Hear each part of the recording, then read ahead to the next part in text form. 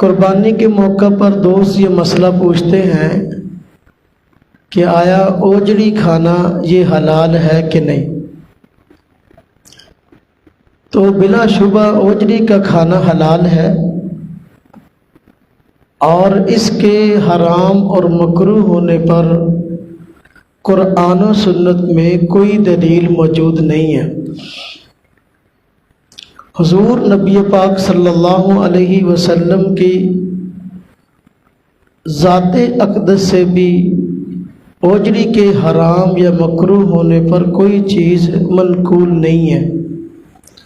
بلکہ حضور نبی پاک صلی اللہ علیہ وسلم نے حلال جانور کے 7 اجزاء کو ممنوع اور مکروہ فرمایا ہے۔ حضرت عبداللہ بن عمر رضی اللہ تعالی عنہما، حضرت عبداللہ بن عباس رضی اللہ تعالی عنہما جیسے حضرات سے روایت ہے، حضور نبی پاک صلی اللہ علیہ وسلم نے بکری کی 7 چیزوں کو ناپسند فرمایا ہے۔ نمبر 1، اس میں حلال جانور کو جب ذبح کرتے ہیں بکرے کو تو اس کا بہتا ہوا خون جب ذبح کرتے ہیں تو جو خون نکلتا ہے تو وہ خون جو ہے بلا شبہ ممنوع ہے، اور یہ حرام کے درجے میں آتا ہے۔ اور نمبر 2، جو حلال جانور کی 7 چیزیں مکروہ ہیں ان میں دوسرے نمبر پر غدود ہے۔ غدود جانور کے گوشت میں بس اوقات گلٹیاں سے نکل آتی ہیں، تو اس گلٹی کو غدود کہا جاتا ہے اور یہ مکروہ ہے۔ اور نمبر 3، جانور کا پتے کو جو ہے مکروہ فرمایا گیا، حضور نبی پاک صلی اللہ علیہ وسلم ناپسند فرماتے تھے۔ اور نمبر 4، مثانہ، جہاں چھوٹا پیشاب جمع ہوتا ہے تو مثانے کو نجائز فرمایا گیا اور ناپسند فرمایا، یہ بھی مکروہ ہے۔ اور اسی طرح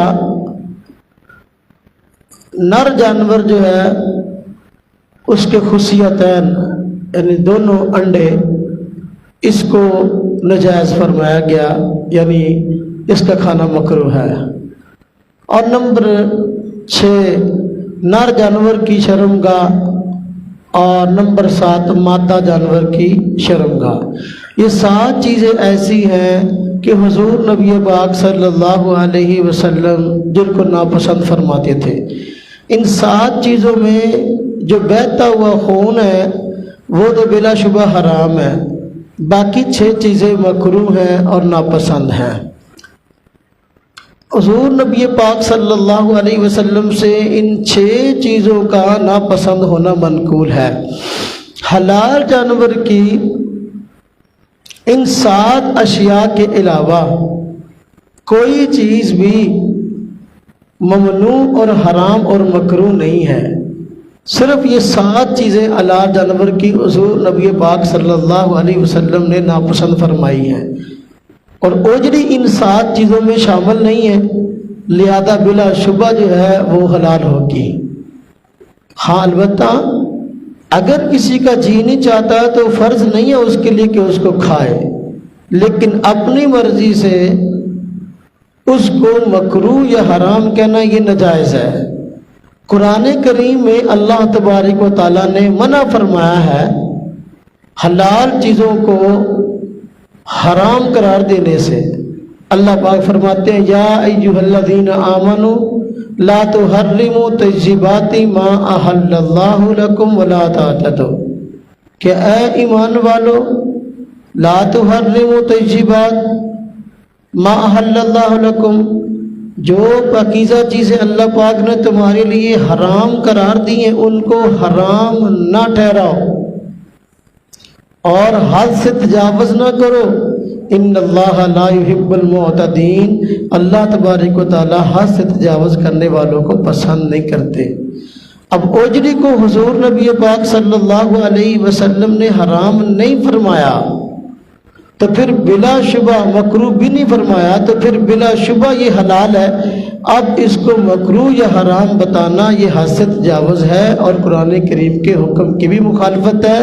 اور حضور نبی پاک صلی اللہ علیہ وسلم کی بھی مخالفت ہے۔ اور خود حضور نبی پاک صلی اللہ علیہ وسلم سے اوجری کھانا ثابت ہے، چنانچہ مسلم شریف میں روایت ہے اور شرح معانی الآثار امام طحاوی کی مشہور حدیث کی کتاب ہے، اس میں روایت ہے۔ اسی طرح معجم کبیر طبرانی اس میں روایت ہے کہ حضور نبی پاک صلی اللہ علیہ وسلم نے موقع بموقع اوجری کھائی ہے۔ جب حدیث پاک سے خود حضور نبی پاک صلی اللہ علیہ وسلم کا اوجری کھانا ثابت ہوا تو پھر اب اپنی عقل سے اس کو ناجائز قرار دینا گویا یہ حضور نبی پاک صلی اللہ علیہ وسلم سے آگے بڑھنا ہے، اور جس چیز کو آپ نے ناجائز نہیں بتایا بلکہ استعمال کیا اس کو آگے بڑھ کر حرام قرار دینا، یہ تو ایک قسم کی بہت بڑی بے ادبی ہے۔ اللہ پاک قرآن کریم میں فرماتے ہیں یا ایھا الذین آمنوا لا تقدموا بین یدی اللہ ورسولہ، کہ اے ایمان والو اللہ اور اس کے رسول سے آگے نہ بڑھو۔ اب حضور نبی پاک صلی اللہ علیہ وسلم نے اوجری کھائی ہے، میں نے اپنے اس کتاب میں تفصیلاً جو ہے وہ روایات ذکر کی ہیں کہ جن سے ثابت ہوتا ہے کہ حضور نبی پاک صلی اللہ علیہ وسلم نے اوجری کھائی ہے۔ اب جو بندہ حضور نبی پاک صلی اللہ علیہ وسلم کے اوجری کھانے کے بعد اس کے حرام یا مکروہ ہونے کی بات کرتا ہے گویا حضور نبی پاک صلی اللہ علیہ وسلم پہ تہمت لگاتا ہے کہ آپ نے حرام اور مکروہ چیز کو استعمال فرمایا۔ حضور نبی پاک صلی اللہ علیہ وسلم کے دین کے ترجمان حضور پاک صلی اللہ علیہ وسلم کے بعد فقہاء کرام ہیں، اور ان کا کام تھا کہ قرآن و سنت سے مسائل نکال کر امت مسلمہ کے حوالے کرے۔ فقہاء کرام کے طبقات میں سے بھی کسی طبقے نے اوجری کو حرام نہیں فرمایا، خواہ وہ حنفیہ ہوں، شافعیہ ہوں، مالکیہ ہوں، حنابلہ ہوں، یہ چاروں فقہاء کرام اور ان کے متبعین آج تک جو ہے وہ اوجری کے متعلق حرام ہونے کی بات نہیں کرتے، بلکہ وہ فقہ حنفی کی کتابیں جو قدیم لکھی گئی ہیں انگریز کے ہندوستان میں آنے سے پہلے، فقہ شافعی کی کتابیں، فقہ مالکی کی کتابیں اور فقہ حنبلی کی کتابیں، ان سب میں کسی بھی کتاب کے اندر اوجری کو مکروہ اور حرام نہیں فرمایا گیا۔ سب سے پہلے اوجری کو جو مکروہ سب سے پہلے اوجری کو جو مکروہ کہا ہے وہ سب سے پہلے مولوی احمد رضا خان صاحب نے کہا، اس سے پہلے اوجری کو مکروہ کسی بندے نے نہیں کہا۔ اب جب قرآن پاک سے بھی اس کا ثبوت نہیں ہے، حدیث پاک سے اس کا ثبوت نہیں ہے، بلکہ حضور نبی پاک صلی اللہ علیہ وسلم سے اوجری کھانا ثابت ہے، فقہاء کرام بھی اس سے منع نہیں کرتے اور وہ بھی اس کو مکروہ نہیں بتاتے، حالانکہ وہ چھوٹی چھوٹی جزیات، چھوٹے چھوٹے مسائل بھی عام طور پر بتا دیتے ہیں، تو پھر یہ مسئلہ اوجری کے مکروہ ہونے کا اور حرام ہونے کا انہوں نے بیان نہیں فرمایا، تو پھر 13 صدیاں اسلام کی اس سے خالی مولوی احمد رضا خان صاحب نے سب سے پہلے اس مسئلے کو چھیڑا اور اوجری کے متعلق بتایا کہ یہ مکروہ ہے، تو یہ ان کی اپنی ایجاد ہے، وگرنہ قرآن و سنت اور فقہ حنفی سے اس کا دور کا بھی واسطہ نہیں ہے۔ آج بعض حضرات اسی مولوی احمد رضا خان صاحب کے فتوے کو لے کر اوجری کو حرام اور مکروہ تحریمی بتاتے ہیں، اور اوجری کے کھانے کو جو ہے نا وہ عجیب و غریب خیال کرتے ہیں اور کھانے والوں پر عجیب و غریب فتوے لگاتے ہیں۔ تو میرے بھائیوں، جو حضرات آج تک 13 صدیوں تک اوجری کھاتے رہے ان پر کیا فتویٰ لگے گا؟ حضور نبی پاک صلی اللہ علیہ وسلم نے اوجری کھائی ہے تفسیر کبیر میں لکھا ہے کہ حضرت عمر رضی اللہ تعالیٰ عنہ جو ہے وہ اوجری لے کر بازار سے آ رہے تھے، انہوں نے خریدی ہے۔ اب عمر رضی اللہ تعالیٰ عنہ اوجری کھاتے ہیں تو پھر اب ان پر کیا فتویٰ لگے گا؟ تو اس لیے شریعت کے معاملے میں بڑی غور و خوض سے کام لینا چاہیے اور بلا تحقیق کسی چیز کو اپنی طرف سے ہی مکروہ یا حرام نہیں کہنا چاہیے۔ اور بریلوی علماء نے مولوی احمد خان صاحب کی دیکھا دیکھی اس کو حرام یا مکروہ تحریمی کہنا شروع کر دیا، جس کی وجہ سے امت مسلمہ میں کافی انتشار ہوا اور کافی اختلاف ہوا۔ مجھ سے بھی کئی لوگوں نے مسائل پوچھے، کئی جگہ سے جو ہے نا وہ مطالبات آئے کہ اس پر کوئی تحقیق پیش کرے۔ الحمدللہ میں نے اس پر مستقل کتاب لکھ دی، اوجری حلال ہے کے نام سے، قرآن و سنت اور فقہی کتابوں سے میں نے تفسیر سے اس میں حوالہ جات پیش کیے ہیں کہ اوجری بلا شبہ قرآن و سنت کی روشنی میں، فقہاء کرام کی تحریرات کی روشنی میں حلال ہے، اور کوئی بھی دلیل اس کے حرام اور مکروہ ہونے پر موجود نہیں ہے۔ بلکہ مولوی احمد اللہ خان صاحب کے مسلک سے تعلق رکھنے والے اب بہت سارے حضرات نے جو ہے اوجری کو جو ہے وہ حلال کہنا شروع کر دیا ہے، اور ان کے اس فتوے کے خلاف فتوے دینا شروع کر دیے ہیں۔ وہ بھی پہچان گئے کہ بھئی دیکھو یہ فتویٰ ٹھیک نہیں تھا جو کہ اوجری کے جو ہے وہ مکروہ یا حرام ہونے کا دیا گیا۔ اس لیے اب خود جو ہے مولوی احمد خان صاحب کے متبعین میں ایسے کئی حضرات ہیں جنہوں نے اوجری کے حلال ہونے پر بھی فتوے دیے ہیں، اور حضور نبی پاک صلی اللہ علیہ وسلم سے اس کا کھانا ثابت بھی فرمایا ہے۔ جس طرح کہ ایک کتاب یہ میں نے اس کا جو ہے نا عکس دیا ہے، مولوی غلام رسول سعیدی صاحب بریلوی مشہور عالم ہیں، ان کی کتاب ہے نعمت الباری فی شرح صحیح بخاری۔ تو نعمت الباری میں انہوں نے حضور نبی پاک صلی اللہ علیہ وسلم سے اوجری کے کھانے کو ثابت فرمایا ہے۔ اسی طرح شرح صحیح مسلم کے اندر بھی ان کی اپنی شرح صحیح مسلم بھی غلام رسول سعیدی صاحب کی، اس میں بھی انہوں نے جو ہے وہ اوجری کے حضور نبی پاک صلی اللہ علیہ وسلم سے اوجری کے کھانے کو ثابت فرمایا اور اس کے مکروہ تحریمی ہونے کی نفی کی ہے۔ اسی طریقے سے یہ ایک رسالہ نکلتا ہے نور الحبیب کے نام سے بصیر پور سے، اس کے ایک شمارے میں بھی میں نے اس کے عکس یہاں لگائے ہیں، اوجری کے کھانے کو حلال فرمایا گیا ہے اور میں نے اس کا عکس اپنی کتاب میں لگایا ہے۔ اسی طرح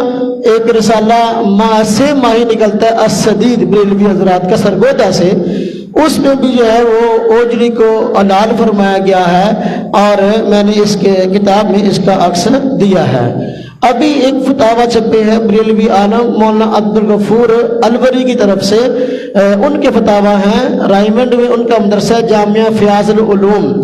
تو مولانا عبدالغفور الوری بریلوی عالم ہے، ان کے فتاویٰ چھپے ہیں، تو ان کے فتاویٰ میں صاف لکھا ہے کہ اوجری کھانا حلال ہے اور اوجری کھانا مکروہ نہیں ہے۔ اس طرح طاہر القادری صاحب کے